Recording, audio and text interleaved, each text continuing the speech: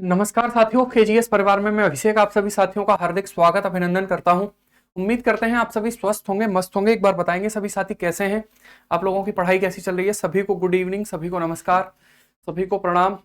लोकेंद्र कुशवाहा जी हैं, कमी शर्मा, आलोक भाई हैं, AK सिंह, जय हिंद यादव, केजीएस यूजर मनीष गुप्ता जी हैं, प्रणाम भाई मनीष भाई। ठीक है, प्रिया निषाद जी हैं, पुष्पा शुक्ला, सपना चतुर्वेदी। ठीक है, सभी लोगों को नमस्कार। एकता तिवारी, चलिए सभी को प्रणाम, सभी को नमस्ते। भाई कैसे हो सभी साथी, एक बार बताइए।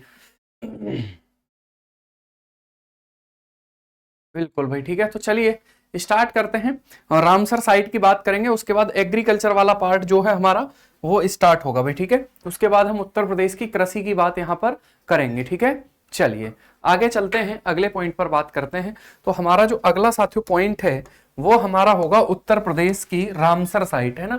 वही यानी कि जो अब तक हमने पढ़ा है वही 10 रामसर साइट है, तो उनको एक बार लिख लेते हैं कौन कौन सी हैं, उसके बाद अगला पॉइंट। ठीक है, चलिए बिल्कुल बिल्कुल भाई, ठीक है। सभी को नमस्कार, सभी को प्रणाम। स्टार्ट करते हैं, देखिएगा, है ना। तो अगला हमारा जो हेडिंग है वो है उत्तर प्रदेश की रामसर साइट के बारे में, है ना। उत्तर प्रदेश की रामसर साइट, उत्तर प्रदेश की रामसर साइट, है ना भाई। तो अगर हम यहां पर उत्तर प्रदेश की रामसर साइट की बात करते हैं, उत्तर प्रदेश की रामसर साइट की बात करते हैं, यानी कि रामसर, ठीक है, साइट ऑफ उत्तर प्रदेश, या फिर इनको साथियों हम वेटलैंड भी कह सकते हैं।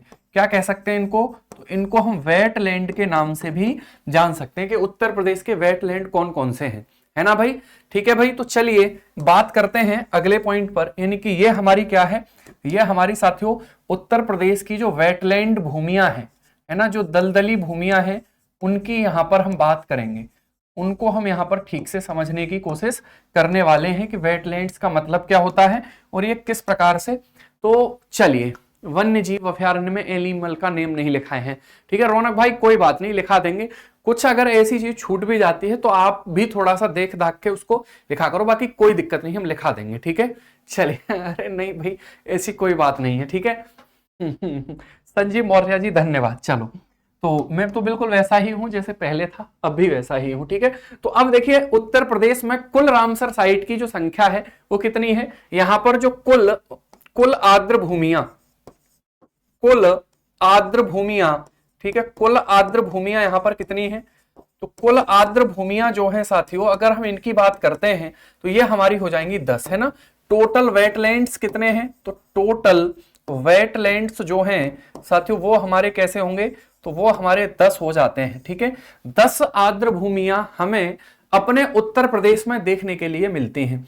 अब ये आर्द्र भूमियां कौन कौन सी हैं, एक बार इसको भी देख लेते हैं। ठीक है, चलिए, है ना, आगे पॉइंट पर बात करते हैं तो समझिएगा। तो जैसे अगर हम पहली आर्द्र भूमि की यहां पर बात करेंगे, पहली आर्द्र भूमि की यहां पर बात करेंगे साथियों, ठीक है, तो पहली आर्द्र भूमि हमारी हो जाएगी बखीरा सेंचुरी, है ना। बखीरा पक्षी अभयारण्य, ये तो आपको पता ही है, बखीरा पक्षी अभयारण्य हो जाएगा। बखीरा पक्षी अभयारण्य जो है हमारा आर्द्र भूमि हो जाता है। ठीक है, अगर हम यहां पर बात करेंगे तो जो ये कब घोषित किया गया था, 2021 में ये आर्द्र भूमि इसको घोषित किया गया था। 2021 में साथियों इसको आर्द्र भूमि घोषित किया गया था। ठीक है, क्लियर हो गई बात। और ये है कहां पर, तो ये भी मैंने आपको बताया था, ये संत कबीर नगर में स्थित हो जाता है। कहां पर, संत कबीर नगर में ये स्थित हो जाता है। ठीक है, अगर हम दूसरे पॉइंट पर बात करेंगे, है ना, दूसरे पॉइंट पर बात करेंगे तो समझिए नवाबगंज पक्षी विहार होगा। कौन सा होगा, तो वो हो जाएगा साथियों हमारा नवाबगंज पक्षी विहार। नवाबगंज पक्षी विहार होगा, है ना, नवाबगंज पक्षी विहार हो जाता है। अगर हम नवाबगंज पक्षी विहार की बात करेंगे, ठीक है, तो जो नवाबगंज पक्षी विहार है ये हमारा कहां पर है, आपको पता है, उन्नाव में है। कहां पर है ये, उन्नाव में हो जाएगा। कहां पर हो जाएगा ये, उन्नाव में साथियों हो जाएगा। 2019 में इसको आर्द्र भूमि घोषित किया गया था, है ना। 19 में इसको क्या घोषित किया गया था, 2019 में इसको आर्द्र भूमि घोषित किया गया था। ठीक है, उसके बाद अगर हम बात करेंगे अगले पॉइंट पर, तो तीसरा जो है साथियों वो हमारा कौन सा होगा, वो होगा समन पक्षी विहार। समन पक्षी विहार कहां पर है, सर मैनपुरी में है। कहां पर होगा सर, मैनपुरी में होगा। और ये जो है साथियों समन पक्षी विहार, ये मैनपुरी में या समान पक्षी विहार भी इसको कहते हैं। ये भी कब 2019 में इसको घोषित किया गया था। अच्छा ये बताइए कमेंट करके कि पूरे भारत में कुल आर्द्र भूमियों की संख्या कितनी है। पूरे भारत में कुल आर्द्र भूमियों की संख्या हमारी कितनी होगी, ठीक है।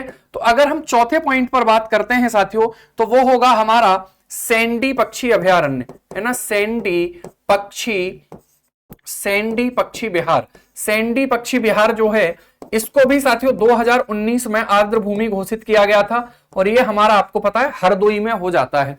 कुल 80 है, बहुत सुंदर भाई, ठीक है। उसके बाद 5वें नंबर पे अगर हम बात करेंगे साथियों, तो अगला हमारा हो जाएगा सुर सरोवर पक्षी विहार।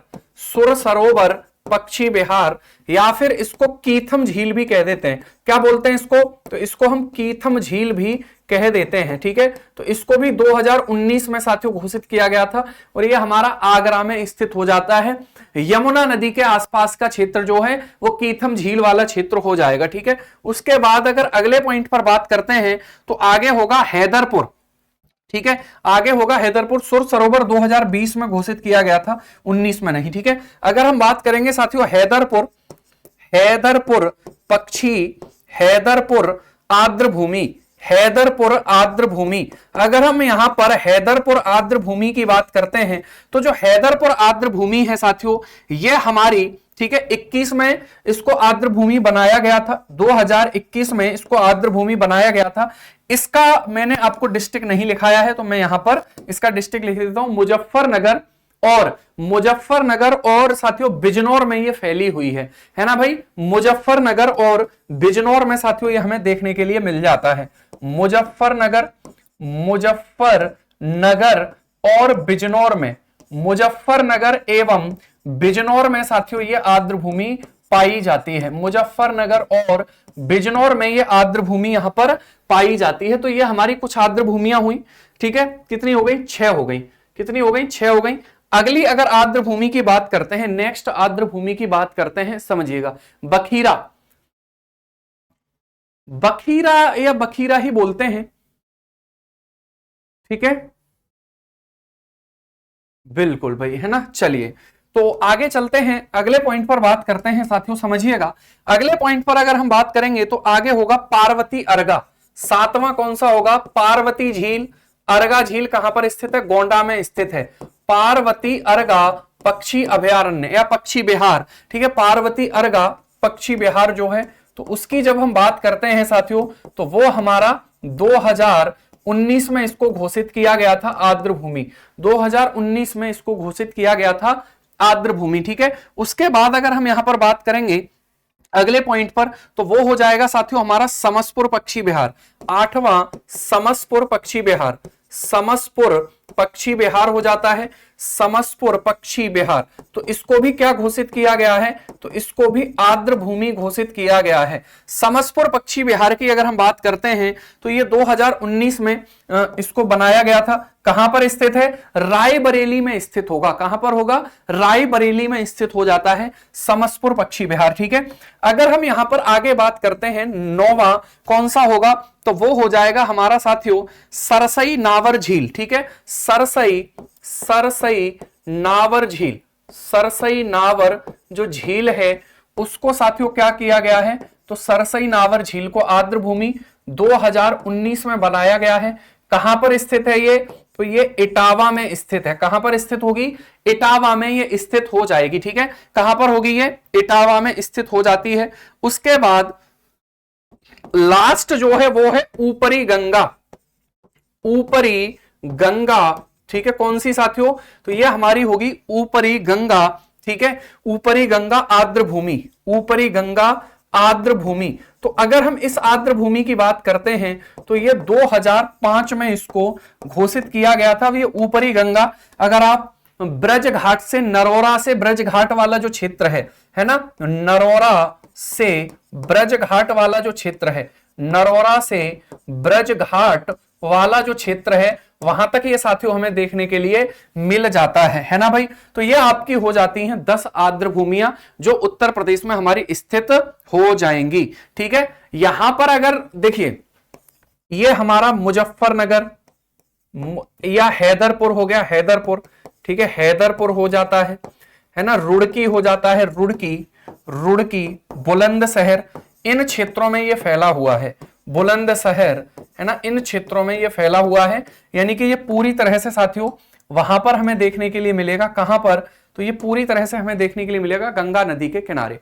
प्लेस यार इनके लिखे हुए हैं, जिनके नहीं लिखे वो मैंने लिख दिए हैं, ठीक है धनंजय भाई, क्योंकि ये सारे प्लेसेस हमने पहले लिख रखे हैं तो जरूरत नहीं है। बाकी अगर आपको ऐसा लगता है तो पुरानी क्लास में देखिए और उसको लिखिए।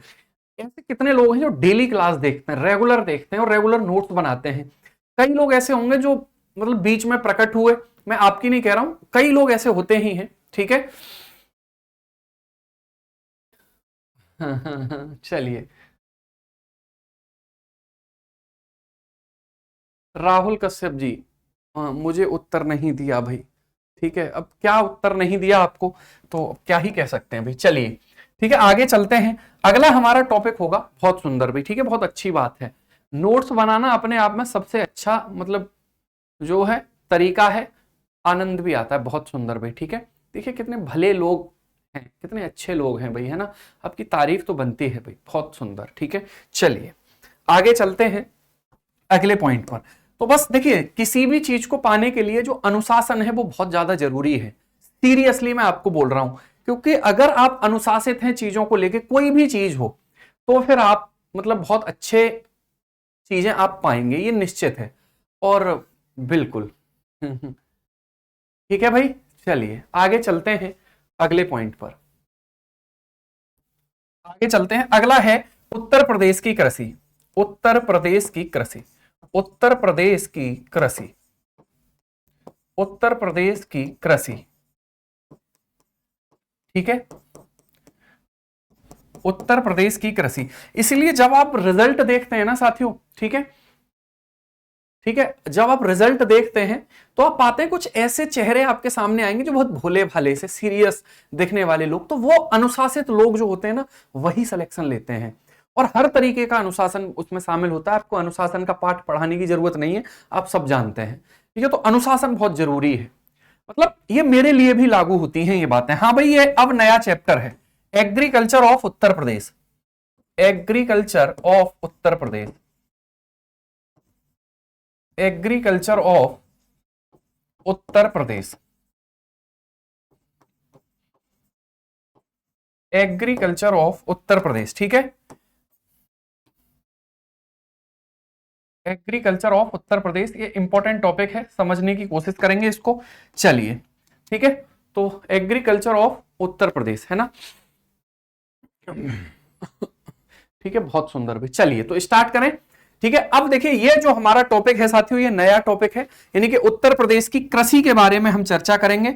तो आपको सबसे पहले, ठीक है, ये देखना है कि कृषि क्या है, किस प्रकार की चीजें उत्तर प्रदेश में होती हैं, उन पर थोड़ी चर्चा करते हैं, फिर उत्तर प्रदेश की कृषि पर हम आएंगे, है ना।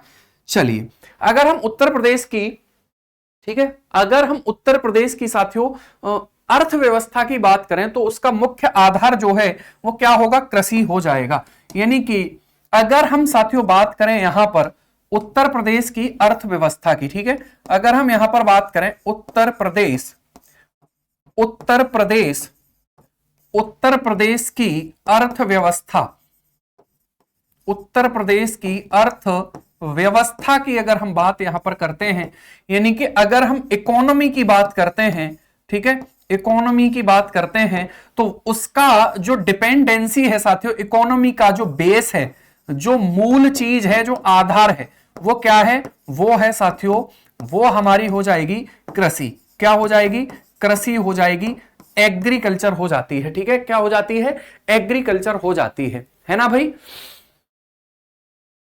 नहीं, ये पक्षी विहार भी है, देखो समझिए, जैसे मान लीजिए, जैसे मान लीजिए साथियों कोई झील है, ठीक है, अगर हम यहां पर समझने की कोशिश करें, जैसे मान लीजिए कोई झील है, ये कोई झील है, ठीक है, अगर हम इस झील की बात करते हैं तो ये कोई झील है, मैंने इसका नाम दे दिया है, ये पार्वती, पार्वती झील है, पार्वती झील है, ठीक है।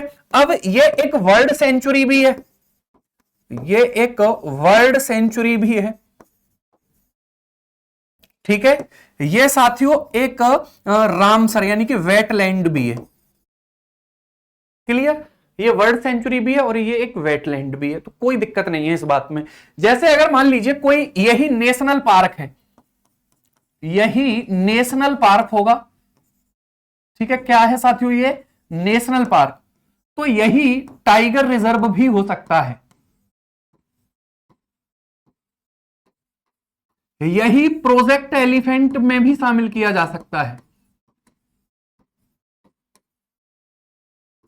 ठीक है, यही मतलब जो उसमें पाया जाता है ना। जनजाति इसके बाद पढ़ाएंगे, ठीक है, जनजाति वाला टॉपिक एग्रीकल्चर के बाद पढ़ाएंगे, क्लियर? तो ये हो सकते हैं, कोई दिक्कत नहीं है। बताओ कोई डाउट यहां तक किसी को?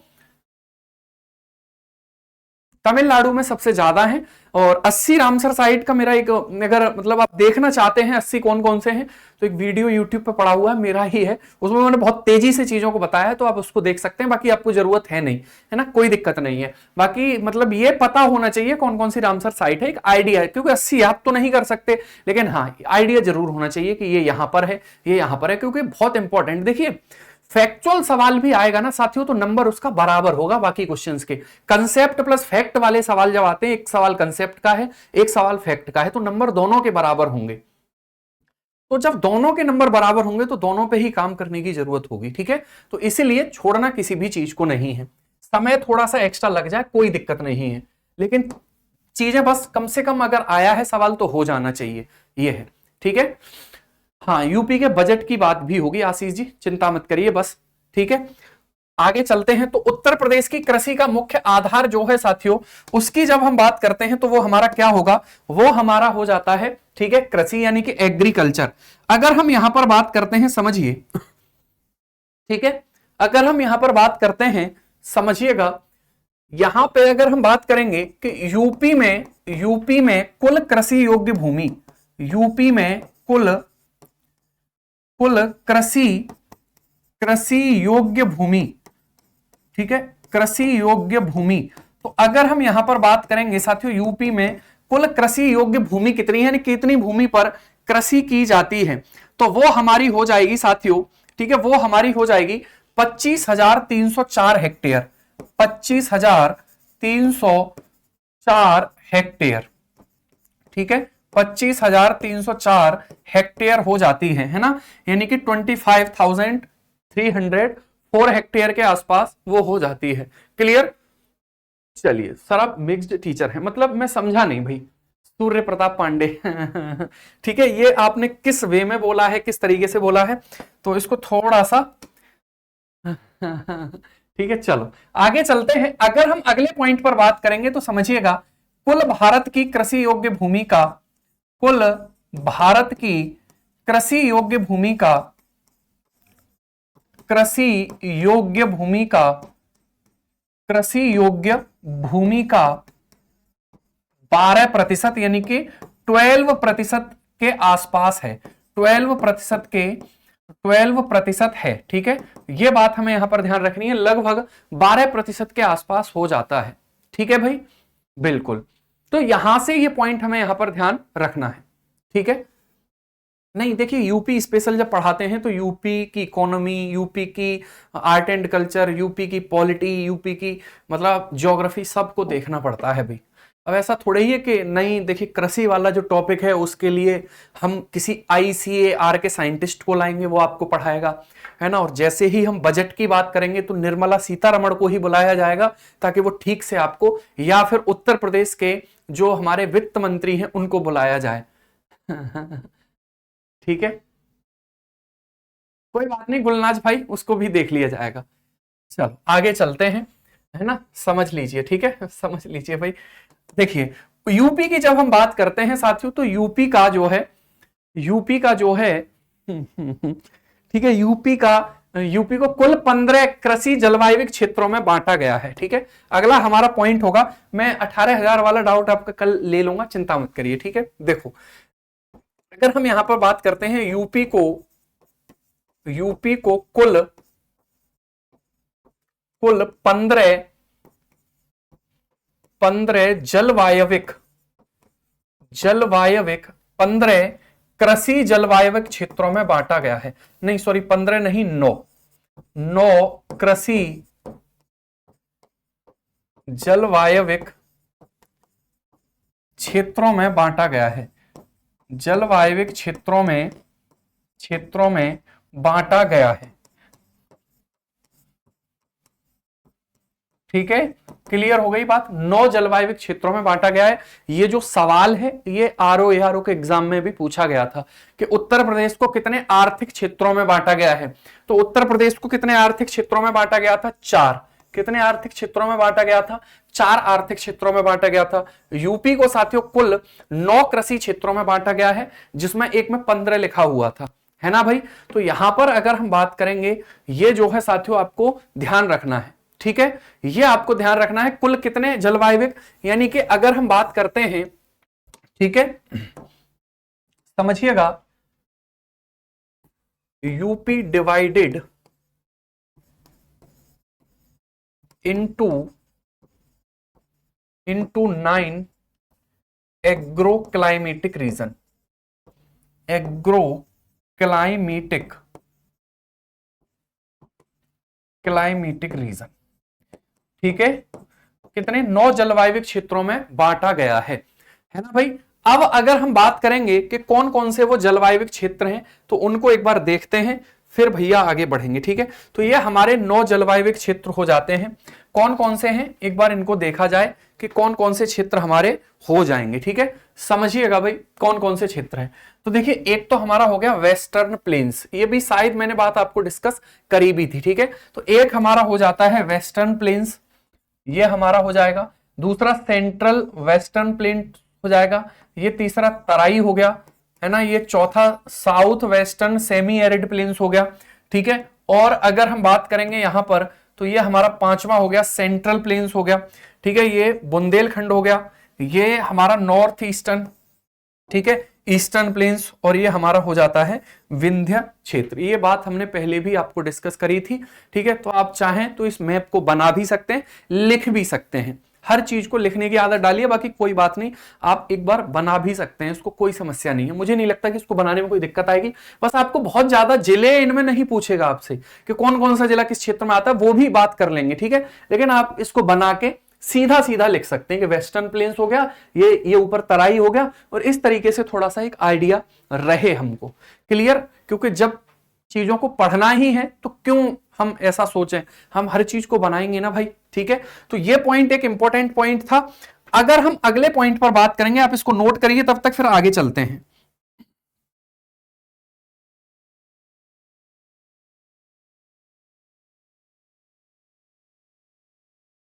ठीक है, दिख नहीं रहा, नाम लिख दीजिए। तो मैं इधर लिख देता हूं, कोई बात नहीं, देखो इधर। ठीक है, मैं इधर लिख देता हूं। एक हमारा हो जाएगा साथियों वेस्टर्न प्लेन्स। कौन सा होगा? एक हमारा हो जाएगा, ठीक है, वेस्टर्न प्लेन्स। वेस्टर्न प्लेन्स हो जाएगा। ठीक है, वेस्टर्न प्लेन्स यहां पर हो जाएगा। ठीक है, वेस्टर्न प्लेन्स हो जाएगा भाई। रेड से अगर आपको दिख जाए तो रेड से देख लीजिएगा। एक हो जाएगा central western plains, central western plains हो जाएगा। अगला हो जाएगा south western semi arid region, semi arid region. ठीक है, सेमी एरिड रीजन दिख रहा है, कोई बात नहीं। ठीक है, हाँ ठीक है, अरे भाई चलिए मैं ठीक है भाई, आगे देखते हैं, इसको बना के देख लेते हैं भाई, कोई बात नहीं। ठीक है, देखो इधर, ऐसे ये पीपीटी की फॉर्म में, पीडीएफ की फॉर्म में आपको मिलेगा, तो आप इसको बना लीजिएगा, बहुत जरूरी नहीं है, बस आपको पता होना चाहिए। ठीक है, मैं हिंदी में इनके नाम साथियों लिख देता हूं, है ना, यहीं पे मैं हिंदी में इनके नाम लिख देता हूं, है ना। तो आप इसको बना लीजिएगा, ये पीडीएफ फॉर्म आपको मिल जाएगी, जगह छोड़ दीजिएगा उतनी, क्योंकि उसको लिखेंगे, उसको बनाएंगे तो समय खराब करने के अलावा कुछ नहीं होगा। ये होगा पश्चिमी मैदानी क्षेत्र, पश्चिमी मैदान। ठीक है, पश्चिमी मैदान हो गया। ठीक है भाई, पश्चिमी मैदान हो जाएगा। अगर हम बात करेंगे, ये हो जाएगा south western semi arid plains, यानी कि ये हमारा हो जाएगा दक्षिण पश्चिम, ठीक है, अर्ध अर्ध शुष्क शुष्क मैदान, अर्ध शुष्क मैदान, ठीक है, अर्ध शुष्क मैदान हो जाएगा। उसके बाद अगर हम बात करते हैं सेंट्रल प्लेन से, इसको बोलेंगे केंद्रीय मैदानी भाग, केंद्रीय मैदानी भाग, ये हो गया तराई, ये हो गया तराई, ठीक है, ये कौन सा हो जाएगा, तराई हो जाएगा, है ना भाई। उसके बाद अगर हम बात करेंगे नॉर्थ ईस्टर्न प्लेन्स, यानी कि ये हो जाएगा उत्तर पूर्वी मैदान, ये हो जाएगा ईस्टर्न प्लेन्स यानी कि पूर्वी मैदान, पूर्वी मैदान, पूर्वी मैदान, ये हो जाएगा हमारा विंध्यन क्षेत्र, विंध्यन क्षेत्र, ठीक है, ये हो जाएगा हमारा बुंदेलखंड, बुंदेलखंड क्षेत्र, कौन सा होगा, बुंदेलखंड, ये हो जाएगा केंद्रीय पश्चिमी मैदानी भाग, केंद्रीय पश्चिमी मैदान, तो ये हमारे हो जाते हैं 9, ये हमारे हो जाते हैं 9, ठीक है, क्लियर, कोई बात नहीं, कोई बात नहीं भाई। चलो अब चलते हैं अगले पॉइंट पर, ठीक है, अगले पॉइंट पर बात करते हैं कि कृषि से संबंधित क्या क्या चीजें और हैं, ठीक है। तो आपने बना लिया है, बहुत अच्छी बात है, ठीक है, आपने बना लिया है, बहुत अच्छी बात है, बहुत अच्छे लोग भी तो हैं भाई, ठीक है, तो आप नहीं बनाएंगे तो कौन बनाएगा। तो उत्तर प्रदेश को कितने साथियों 9 कृषि जलवायु क्षेत्रों में बांटा है, वो 9 ये है। एक जिलों का आइडिया, डिस्ट्रिक्ट कौन कौन से हैं ये भी एक आइडिया आपको लग रहा होगा कि तराई में कौन कौन से आएंगे।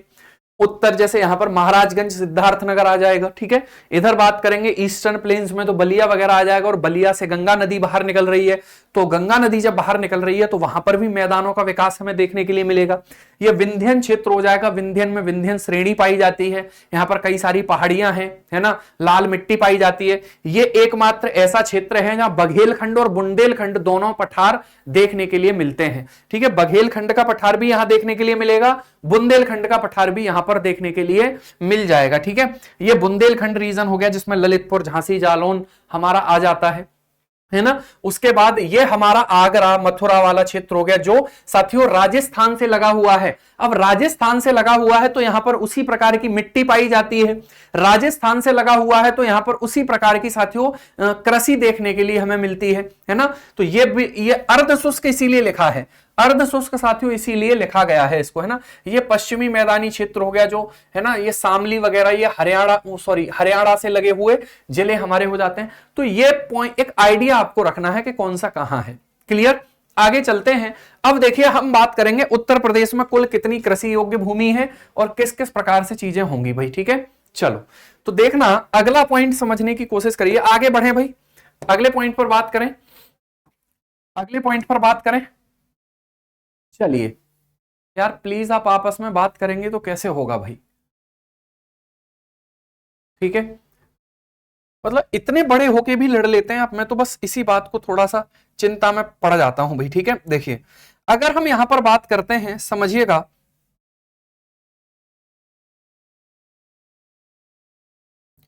ठीक है, उत्तर प्रदेश, उत्तर प्रदेश, अगर हम उत्तर प्रदेश की जीडीपी की बात करेंगे कि भारत में, ठीक है, तो अगर हम यहां पर बात करते हैं उत्तर प्रदेश में, उत्तर प्रदेश राज्य में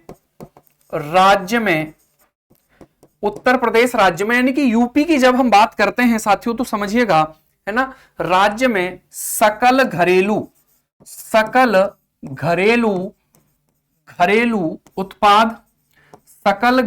उत्पाद यानी कि ग्रॉस डोमेस्टिक प्रोडक्ट जीडीपी में कृषि का योगदान कितना है, कृषि उसमें कितनी भूमिका निभाती है। तो कृषि का योगदान है कुल 26%।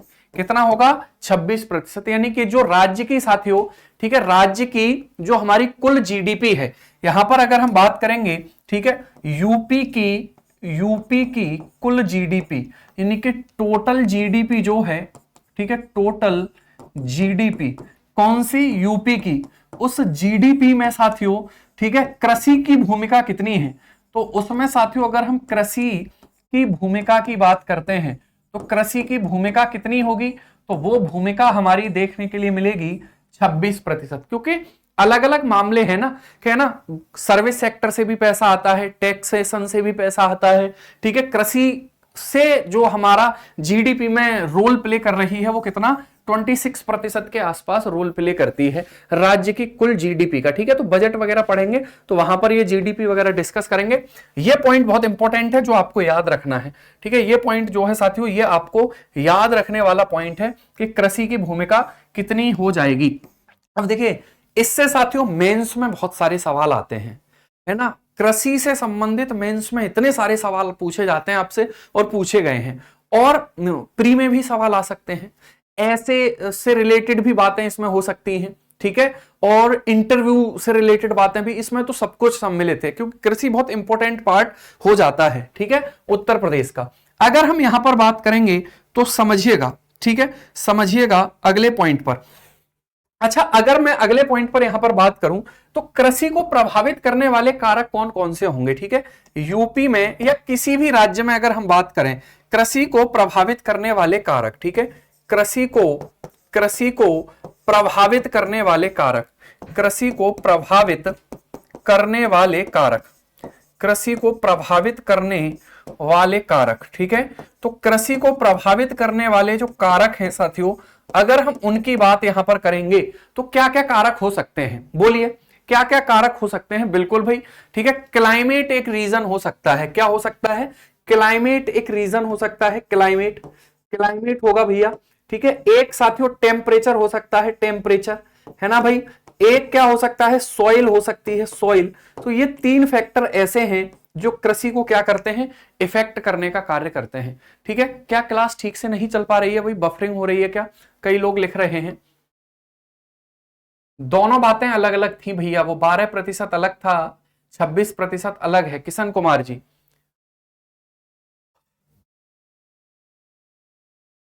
ठीक है, एक सेकंड रुकिएगा, मैं दिखवाता हूं।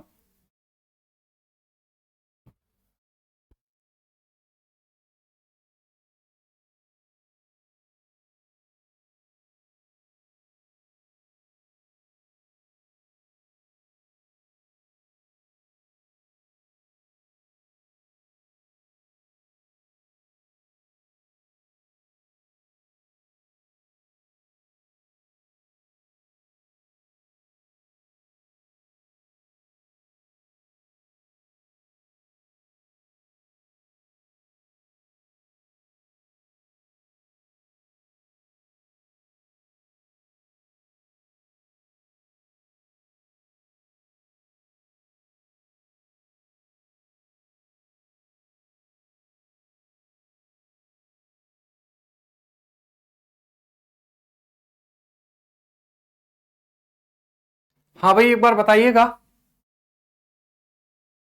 एक बार बोलिएगा क्या मेरी वॉइस वगैरह एकदम क्लियर है या नहीं, बोलिए भाई।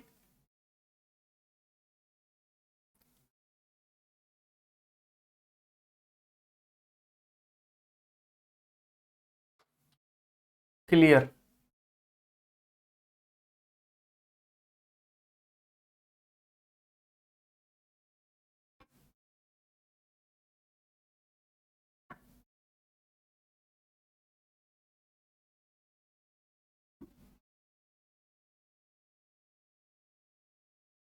एक बार रिफ्रेश कर लीजिए, ठीक है, एक बार क्लास को रिफ्रेश कर लीजिए भाई।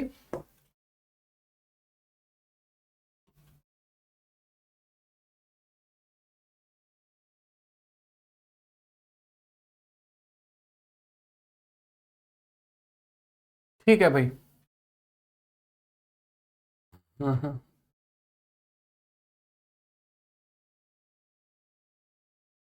सब सही है, ठीक है भाई, ठीक है। तो देखिए ये एक पॉइंट हमें ध्यान रखना है कि कृषि को इफेक्ट कौन कौन से कारक करते हैं, ये कारक करते हैं। अच्छा, उत्तर प्रदेश में कृषि का इतना अधिक भूमिका होना या इतने अच्छे से चीजों का उगने का कारण क्या है। उत्तर प्रदेश में जो साथियों कृषि है, अगर हम बात करते हैं तो वो इतनी अच्छी कैसे हो पाती है, बताइए भाई, है ना। उत्तर प्रदेश की अगर कृषि को लेकर डिस्कस किया जाए तो उत्तर प्रदेश में जो कृषि है उसको हम मतलब इतनी ज्यादा उपज वहां पर क्यों है, उसका क्या रीजन है, बताइए। सबसे पहला है दोआब वाला क्षेत्र, बिल्कुल सही बात है, क्योंकि दोआब वाला क्षेत्र वो हो जाता है। क्लाइमेट भी उसका बहुत ज्यादा ठंडा नहीं है, बहुत ज्यादा गर्म नहीं है, इसलिए लगभग वहां हर चीज उगाई जा सकती है। ठीक है, तो ये बहुत इंपॉर्टेंट बात होगी। अब अगर हम यहां पर बात करें, मैंने बताया अभी कि इसको ये 15 जो 9 जो है कृषिक जलवायु क्षेत्रों में बांटा गया है। एक बार इनमें भी ये देख लेते हैं कि कौन कौन सा जिला या कौन कौन सा क्षेत्र इसमें आएगा। ठीक है, तो मैं एक एक करके इनको डिस्कस यहां पर कर लेता हूं, फिर हम आगे बढ़ेंगे भाई। ठीक है, हम इनमें ये डिस्कस करेंगे कि कौन कौन सा क्षेत्र इसमें शामिल है। ठीक है, कौन कौन सा क्षेत्र इसमें शामिल है। सबसे पहले जो होगा साथियों वो हमारा हो जाएगा तराई क्षेत्र। कौन सा होगा, या फिर भावर एवं तराई क्षेत्र भी तो लिख सकते हैं उसको, भावर एवं तराई क्षेत्र भी लिखा जा सकता है। और भावर एवं तराई क्षेत्र में, भावर एवं तराई क्षेत्र ये एक हमारा हो जाएगा। ठीक है, भावर एंड तराई रीजन, भावर एंड तराई रीजन। ठीक है, तो अगर हम भावर एवं तराई रीजन की बात करेंगे तो ये समझिएगा साथियों, ये जो तराई रीजन है इसमें कौन सा आएगा, इसमें पूरा का पूरा जो हिमालय का तलहटी क्षेत्र है वो इसमें शामिल होगा। ठीक है, वो इसमें क्या होगा, शामिल होगा। तो हिमालय का तलहटी क्षेत्र। ठीक है, हिमालय का तलहटी क्षेत्र, हिमालय का तलहटी क्षेत्र ये इसमें शामिल होने वाला है। ठीक है, हिमालय का तलहटी क्षेत्र जो है वो इसमें शामिल होगा, यानी कि हम ये कह सकते हैं foot hills of Himalaya, foot hills of Himalaya. ठीक है, फुट हिल्स ऑफ हिमालय वाला क्षेत्र इसमें शामिल हो जाएगा। ठीक है, तो ये एक पॉइंट आपको यहां पर ध्यान रखना है।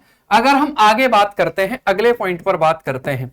ठीक है, अगले पॉइंट पर अगर हम बात करेंगे दक्षिणी पश्चिमी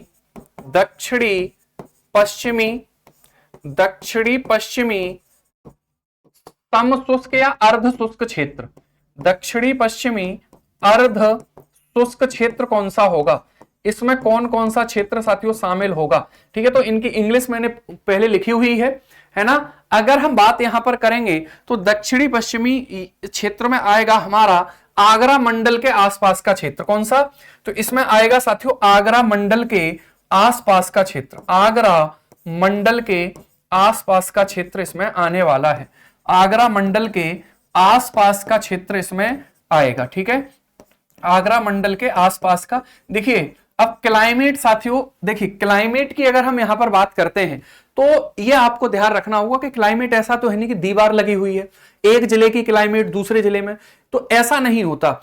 यानी कि जब हम किसी भी क्षेत्र को बांटते हैं तो वो पॉलिटिकली बांटते हैं, ज्योग्राफिकली बांटना थोड़ा सा संभव नहीं है। क्योंकि अगर क्लाइमेट की बात करेंगे, जैसे आगरा के पास मथुरा है, तो मथुरा और आगरा की क्लाइमेट लगभग समान होगी, और जैसे जैसे दूरी बढ़ेगी वैसे वैसे अंतर बढ़ेगा। अब ऐसा तो है नहीं कि जैसे ही आगरा की सीमा समाप्त होगी मथुरा की सीमा शुरू होगी तो बिल्कुल जलवायु में और मिट्टी में भी एकदम चेंजेस आ जाएंगे, तो ऐसा संभव नहीं है। तो इसीलिए आसपास का क्षेत्र में पूरा का पूरा यहां पर लिख रहा हूं। ठीक है, अगर हम अगले पॉइंट पर बात करते हैं, अगले पॉइंट पर बात करते हैं, समझिएगा अगला हमारा कौन सा होगा, अगला हमारा साथियों हो जाएगा कौन सा, वो हो जाएगा मध्य मैदानी क्षेत्र। ठीक है, मध्य मैदानी क्षेत्र। तो मध्य मैदानी क्षेत्र की जब हम बात करेंगे, मध्य मैदानी क्षेत्र, तो जब हम मध्य मैदानी क्षेत्र की बात करेंगे तो इसमें साथियों आएगा लखनऊ एवं कानपुर मंडल का क्षेत्र, लखनऊ एवं कानपुर मंडल का क्षेत्र, लखनऊ एवं कानपुर मंडल का क्षेत्र आएगा, कानपुर मंडल का क्षेत्र आएगा। ठीक है, लखनऊ एवं कानपुर मंडल का क्षेत्र इसमें शामिल होगा। ठीक है, लखनऊ एवं कानपुर मंडल का क्षेत्र इसमें शामिल होगा। नहीं, भावर और तराई नहीं, वो उदाहरण मैंने दिया था प्रभु, समझिए बात को। हाँ, ये यूपी की कृषि में ही रहेगा मतलब ये कृषि से अलग बात हो रही है क्या भाई, हे भगवान। मैं ठीक है, अगर आप ऐसे करोगे ना तो मैं डिप्रेशन में चला जाऊंगा भाई, ऐसी बातें अगर आप पूछोगे।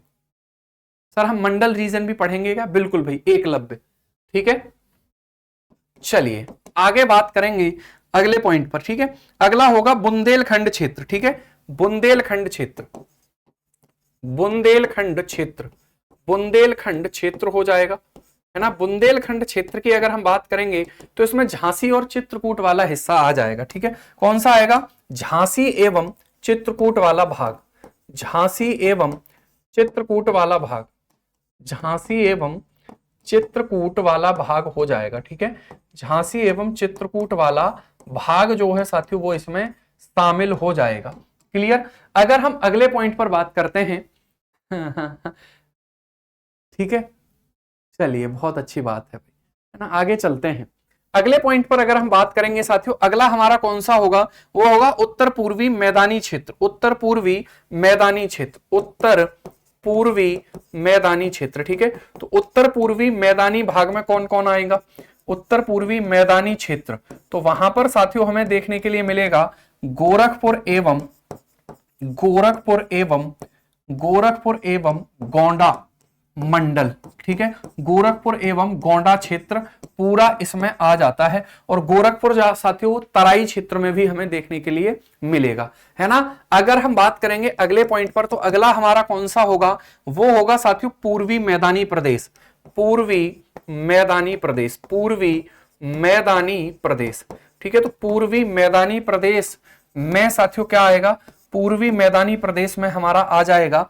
ठीक है, पूर्वी मैदानी प्रदेश की जब हम बात करते हैं तो इसमें वाराणसी और अयोध्या, वाराणसी और अयोध्या वाला क्षेत्र आएगा, वाराणसी और अयोध्या वाला क्षेत्र इसमें शामिल होगा। ठीक है, वाराणसी और अयोध्या वाला क्षेत्र साथियों इसमें शामिल हो जाएगा। क्लियर हो गई बात। आगे अगर हम बात करेंगे, अगले पॉइंट पर बात करेंगे तो समझिएगा, अगले पॉइंट पर अगर बात करेंगे तो समझिएगा, एक आएगा विंध्यन क्षेत्र। कौन सा आएगा साथियों, विंध्यन क्षेत्र।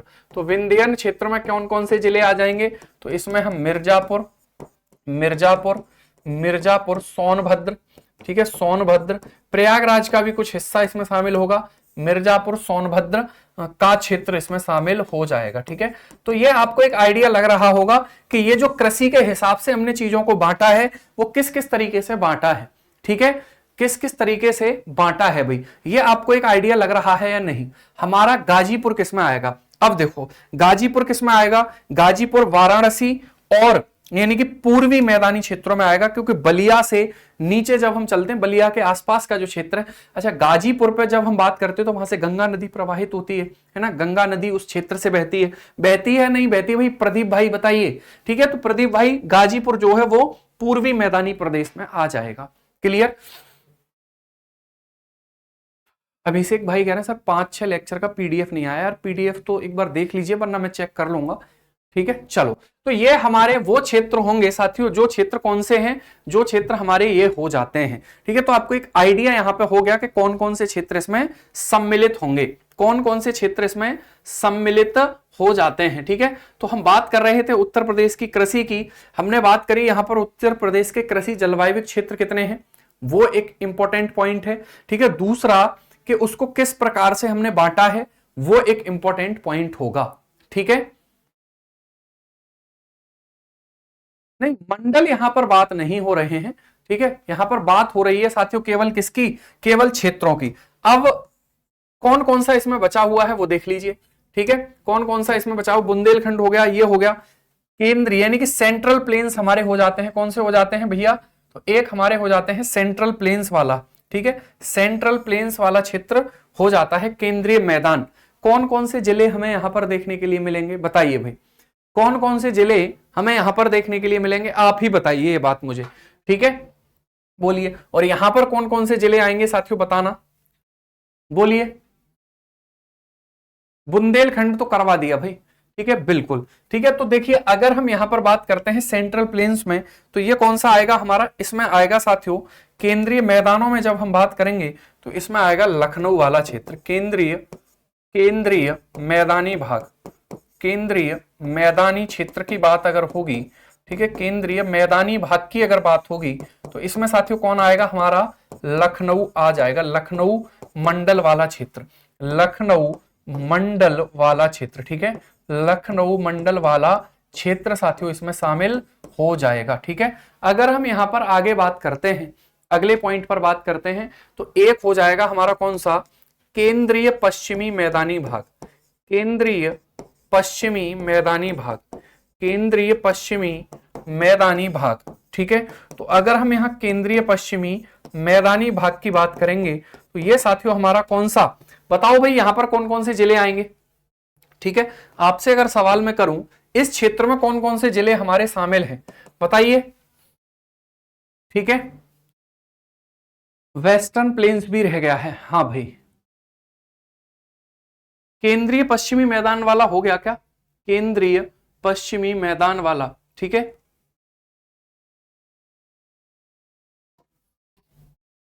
बताइए कौन कौन से जिले आएंगे। देखो बिल्कुल बरेली, मुरादाबाद और शाहजहां। ठीक है, शाहजहांपुर, हाँ ना, बिल्कुल बदायूं, बरेली और ये वाले क्षेत्र इसमें आ जाएंगे। तो एक आइडिया आपको हो गया, बदायूं हो गया हमारा, बरेली हो गया हमारा, बरेली। ठीक है, ये क्षेत्र जो है इसमें सम्मिलित हो जाएंगे। तो एक आइडिया आपको रखना है, रामपुर भी बिल्कुल।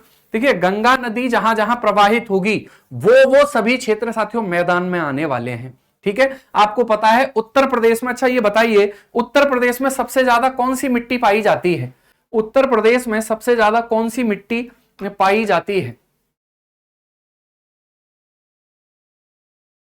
यूपी में 18 मंडल हैं, लेकिन मैंने कुछ मंडल लिखे हैं, कुछ क्षेत्र लिखे हैं, तो परेशान नहीं होना है। यूपीएससी में यूपीजी के आता है क्या, नहीं आता भैया। हाँ, पूछा जा सकता है सवाल, क्योंकि उत्तर प्रदेश बड़ा प्रदेश है तो उसमें ठीक है पूछा जा सकता है सवाल बिल्कुल, लेकिन जलोढ़, ठीक है भाई, जलोढ़ मिट्टी पाई जाती है, बिल्कुल सही बात।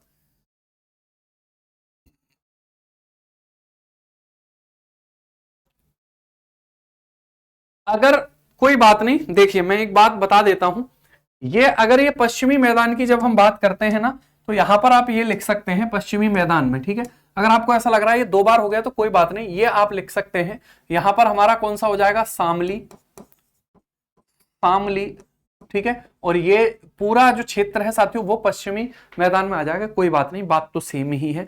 हमें पूरा का पूरा एक आइडिया रखना है। मैंने बोला क्लाइमेटिक रीजन को डिवाइड किया है, एग्रीकल्चर वाले रीजन को डिवाइड किया, ये काम में आने वाली चीजें हैं और यहां से सवाल पूछा भी गया है, तो कितना इंपॉर्टेंट है ये भी आपको पता है।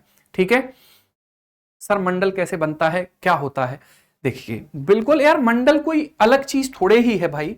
आपको पता है कि अगर मान लीजिए ये साथियों हमारा पूरा का पूरा प्रदेश है, ठीक है, तो अब इस प्रदेश का प्रशासन चलाना है, इस प्रदेश का क्या चलाना है, इस प्रदेश का प्रशासन चलाना है।